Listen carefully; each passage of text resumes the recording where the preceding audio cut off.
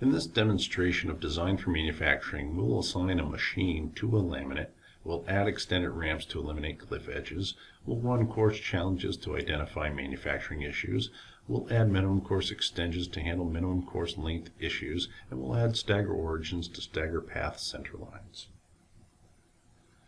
FiberSim's machine database contains customer-entered automated fiber placement and automated tape laying machines and their parameters that can affect the design.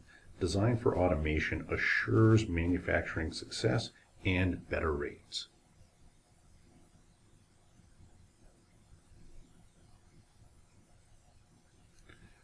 We're going to first apply extended ramps, which allow ply boundaries that reach the net of the part to actually drop off between the laminate engineering boundary and laminate manufacturing boundary.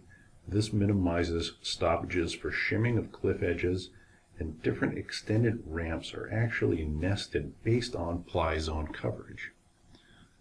So here we're going to actually sort the plies by zones. So there's their zone coverage of each one of the plies.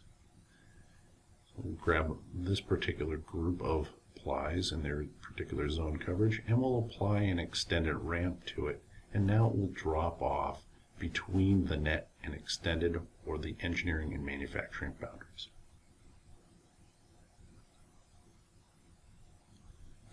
Extended ramps have been applied to all non-internal plies now.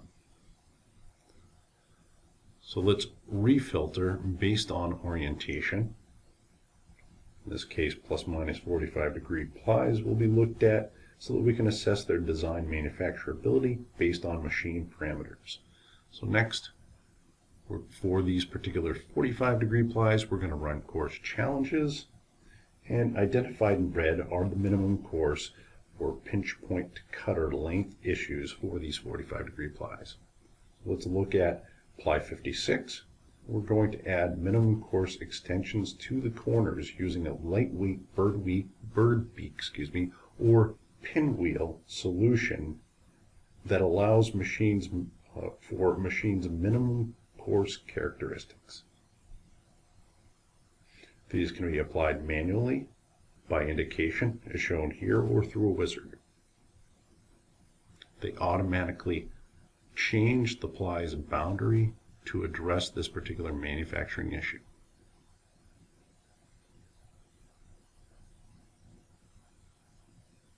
All minimum course extensions have now been added to plus minus 45-degree plies and flip-flopped to minimize the buildup. Next, we're going to add stagger origins. These stagger the course center lines for material and a particular orientation, ensuring that lap and gap effects are minimized. So looking at, for this particular case, the 0-degree plies, I have now staggered that origin for each one of these plies. I'm going to do the same thing for each one of the different orientations. And we have finished design for manufacturing for this part with extended ramps, minimum course extensions, and stagger origins. These will be passed to the path planning solution on export from FiberSim.